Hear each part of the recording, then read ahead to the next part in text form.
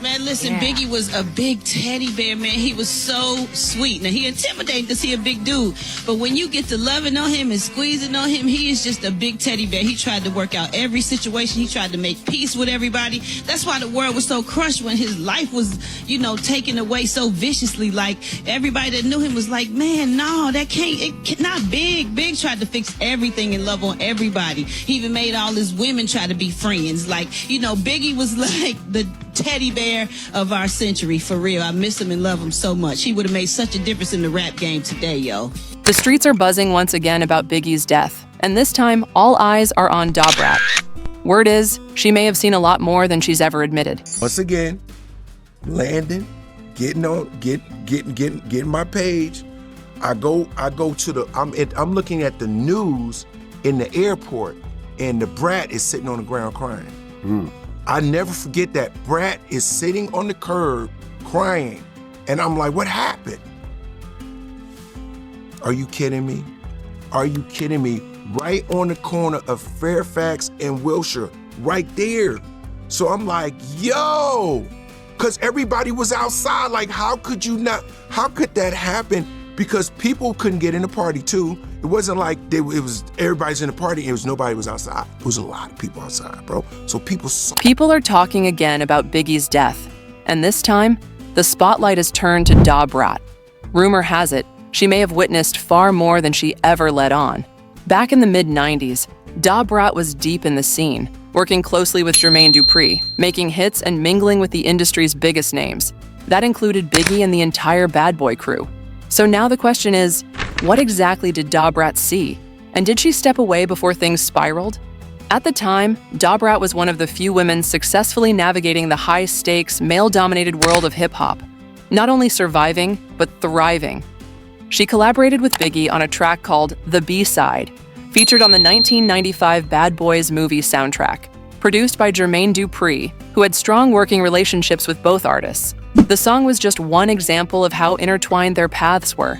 Jermaine has even spoken publicly about how much Biggie respected Brat's talent and how their connection was rooted in mutual admiration.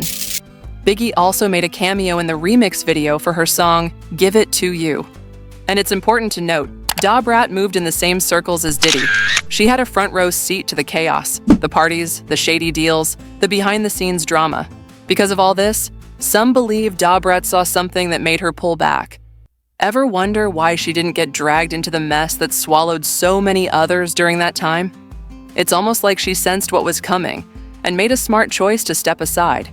Still, speculation is growing that Brat knew more than she's ever said, especially about what happened to Biggie and how Diddy may have been involved. It's no secret that Biggie was allegedly planning to leave Bad Boy Records, and many believe Diddy wasn't going to let that happen without a fight.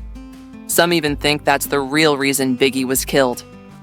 In that deep dive Rolling Stone expose on Diddy, multiple sources confirmed that Biggie and Diddy didn't actually have the great relationship the public was led to believe. Diddy allegedly pushed his staff to aggressively market Biggie's posthumous album Life After Death immediately after his death, without taking time to grieve. According to insiders, Diddy seemed more focused on the album topping the charts than mourning Biggie's loss. There's even an account from Kirk Burroughs, a former Bad Boy executive, who said Rolling Stone approached the label wanting to do a cover to honor Biggie. But Diddy declined and insisted the spotlight should be on him instead, because he had an album coming out. He reportedly told Kirk, "He's dead. I'm putting out No Way Out in July. I need to be on that cover." And that's how Diddy ended up on the magazine's 1997 cover as the new king of hip-hop. 2 years later, Diddy did an interview with Rolling Stone where he shockingly admitted Biggie's death made him a lot of money. He claimed that out of nearly 5 million copies sold of No Way Out, at least 2 million were because of Biggie's death. "That doesn't feel good," he said, "but that's the reality." Kirk Burroughs also revealed that Diddy was jealous of Biggie's close friendship with Tupac before their feud. Diddy allegedly wanted to be friends with Pac, but Tupac didn't respect him and didn't hide it. Some say Diddy was the one who fueled the East Coast-West Coast beef. He's also believed to have encouraged Biggie to release the infamous single Who Shot Ya in 1995, knowing it would be interpreted as a diss aimed at Tupac. Biggie's mother, Valletta Wallace, has long maintained that the LAPD covered up key details about her son's death. She said publicly that detectives know who's responsible, but the case was buried. In her words, it felt like a full-blown conspiracy, and someone powerful was being protected. She participated in the film City of Lies about the LAPD's alleged corruption because she believed in exposing the truth, even if it took decades. She said she didn't care if it took 40 years, as long as someone was held accountable. She described how those in power did everything possible to shelve the case and protect their own, simply to save reputations and retirements. Valletta also honored the late detective Russell Poole, who died while investigating the case. She said he died of a broken heart after seeing how deep the corruption went.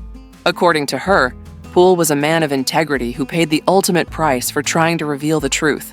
And let's not forget Gene Deal, Biggie's former security, who has said outright that Biggie's car was marked the night he was killed. My whole thing about it is that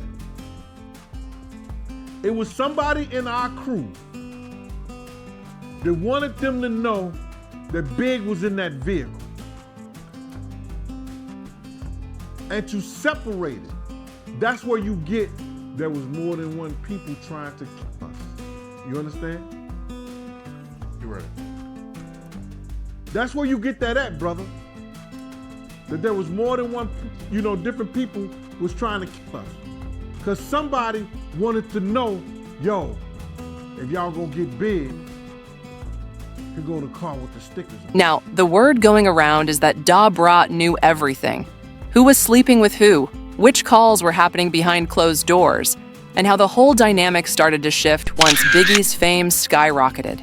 And even though she's always kept it cool in public, there are old clips and subtle remarks where it feels like she's holding something back, like she knows a lot more than she's ever revealed. A friend of mine was an amazing person. He was like a big teddy bear, one of the sweetest people that I knew. And what was amazing about him to me was when we would go in the studio together, because we have a song together called A B-Side, and I'm on a couple of those remixes that he did. It's my voice in the background that Jermaine Dupri did. But he would go in the studio and he wouldn't write anything down. So when I was writing with him, I would have my pen and paper and I would just be writing, and I'd be ready with my verse thinking that he ain't working. I got him beat. I'm finna beat him and go in the studio and record before him. Little did I know he had already wrote it in his head. He was the first person that I saw that never wrote anything down. And I don't know how he did that, because he could smoke you under the table. So I'm like, how you smoke so much weed and can remember that and not use a pen and paper to write it down? So Biggie was an amazing person, very talented, and I'm happy to have. Word on the street is that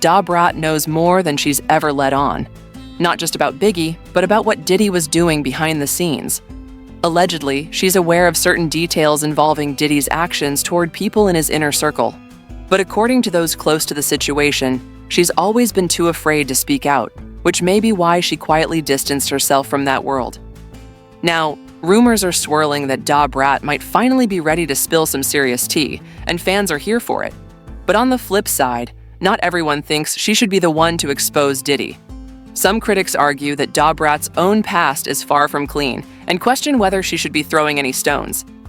You probably remember the infamous incident involving a former Atlanta Falcons cheerleader named Shayla, who was working part-time as a waitress and hostess at Studio 72, a nightclub owned by Jermaine Dupri in Tucker, Georgia. During a private Halloween party at the club, Brat assaulted Shayla by smashing a nearly full bottle of rum over her head. Shayla said she was trying to walk away when the attack happened. The incident landed Brat in serious legal trouble. She was sentenced to 3 years in prison, followed by 7 years of probation, 200 hours of community service, and was also ordered to undergo substance abuse treatment, a mental health evaluation, and anger management. In a later lawsuit, Shayla claimed she suffered blunt force trauma, permanent scarring, facial disfigurement, and nerve damage, which ultimately ended her career in cheerleading and acting. The lawsuit alleged that Jermaine Dupri and his security team failed to remove Brat from the venue or provide medical help, choosing instead to protect the club's reputation. The court eventually awarded Shayla nearly $8 million in damages, an amount Brat reportedly still hasn't paid in full, years later, and that wasn't the only violent altercation in Brat's past. Before that, she was arrested following a nightclub fight over VIP seats, where she allegedly hit another woman over the head with a gun. That woman required 6 stitches. The next year, Brat pled guilty to misdemeanor reckless conduct and was sentenced to probation, community service, and a fine. So with that kind of history, some say maybe Brat should sit this one out when it comes to calling out Diddy. But regardless of the controversy, you can't ignore one fact. Brat walked away from the chaos. She refocused on her music, rebranded herself, and built a new career in the media world. And many believe that wasn't just personal growth. It was a calculated move for survival. She saw what was going on behind closed doors. She saw the writing on the wall, and she chose to exit quietly, unlike many others who stayed too close to the fire and got burned. So here's the real question. Was Brat one of the lucky ones, or one of the smart ones? And what would happen if she decided to finally tell her side of the story? Would she reveal what she knows about Biggie's final days? Confirm the rumors swirling around the inner workings of the bad boy empire? Or is she staying silent for a reason? Maybe fear, maybe protection, maybe loyalty? Either way, the streets are talking, and they're saying that Brat might be getting ready to speak. What do you think? Is she about to spill the truth? Let me know in the comments section down below.